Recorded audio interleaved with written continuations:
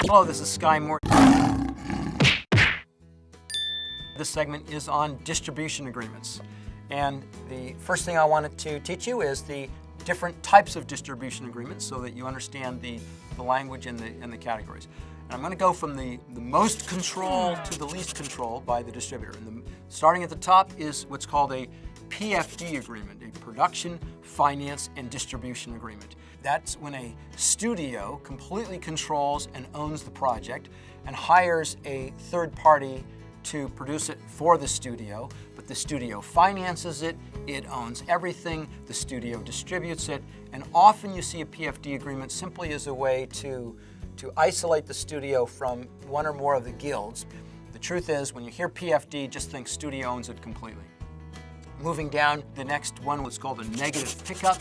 A negative pickup agreement is where the film company or the studio agrees to pay for the full cost of the film on delivery of the film, and the producer has to go finance that, often by borrowing against that commitment. It's usually a studio that is buying at least US and Canadian rights, probably worldwide, and because of that power that the studio has, you will find extraordinarily high level of ownership and control by the studio. And the next category of distribution agreement is a pre-sale agreement.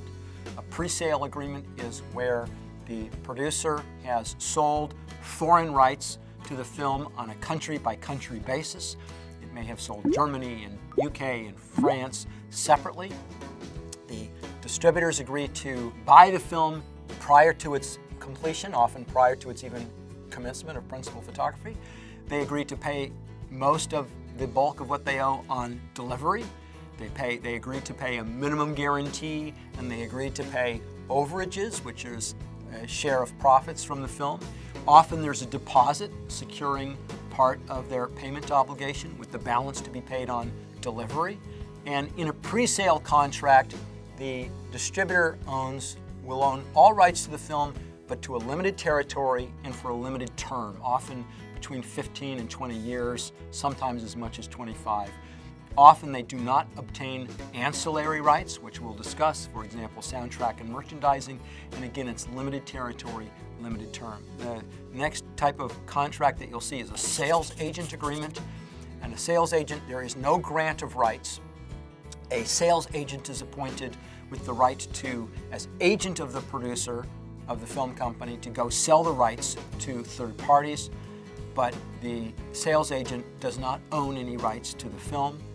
And that distinguishes this type of transaction from all the others. And we often use the word, if we combine the others where there's a grant of rights, we might call it a license, or we'll call it a distribution agreement, versus a sales agent agreement where there is no grant of rights. And that has profound implications for bankruptcy and for tax and for copyright, which we'll discuss in other segments.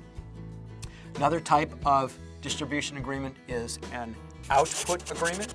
An output agreement is where a film company agrees to sell rights to a distributor to all films that are made by the film company on an output basis. So every film that comes up automatically gets slotted in for purchase by the distributor. The terms will be similar to a pre-sale agreement, for example. And the final type of distribution agreement that I want to discuss is a rent-a-system deal.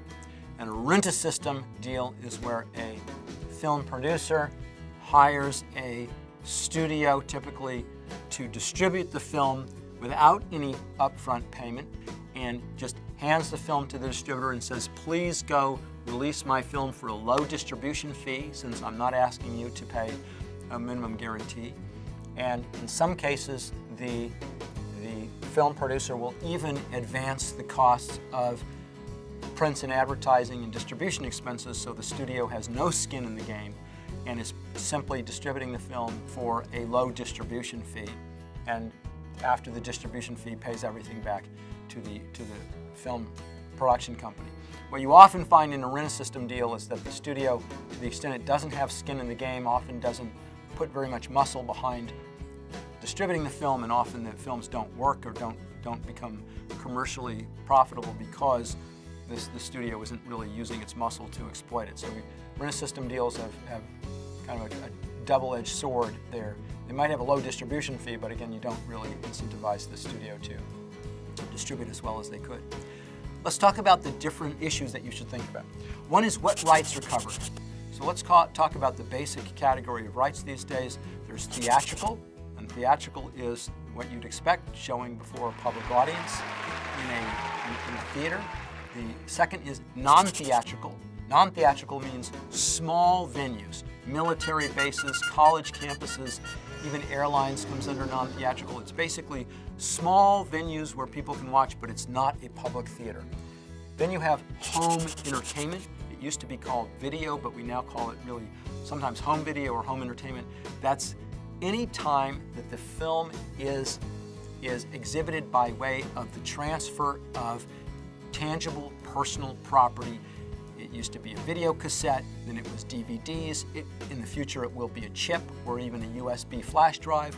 But anytime you somehow get your hands on some physical property that you can watch the film, we call that home entertainment. Next big category is video on demand. Video on demand sometimes is combined with home entertainment so you have to read the contract and how it's defined. Video on demand is the ability of the public to download the film at the time of their choosing. So it includes Netflix, it includes iTunes, anytime it's transmitted digitally. And then finally you have broadly television, that is pay TV, cable, free TV. So those are the general categories that you look for the various types of media to acquire. Other than the film itself, there's ancillary rights. Ancillary rights is generally soundtrack, theme park, merchandising. And merchandising includes interactive games, live theater, things that kind of relate to the film but are not part of it directly, that we call all those ancillary rights. And so you should always negotiate whether or not those are included. For example, they're always included in a PFD and a negative pickup. They're rarely included in a pre-sale contract. So there's one distinction between those. Another category or issue to think about is derivative rights. What is a derivative right? A derivative right is the right to make some other audiovisual work that is based upon or substantially similar to the original. A prequel, a sequel, a TV spin-off. Those are classic derivative rights. And the question is, who gets those? And that's something that's negotiated in part of the contract. Other issues to think about are exclusivity. Does the distributor have exclusivity in their territory? Do they have the right to edit the film? Do they have the right to modify it? The default rule is that they don't. So if the distributor wants the right to edit the film, they need to put that into the contract. Next, do they have the right to sublicense and assign their rights? This is an important right to ask for. If the default rule is that they don't have that right. This is a broad summary I want to talk about distribution rights. We're going to talk about delivery and other aspects in a separate segment. I hope you join me for that. Thank you.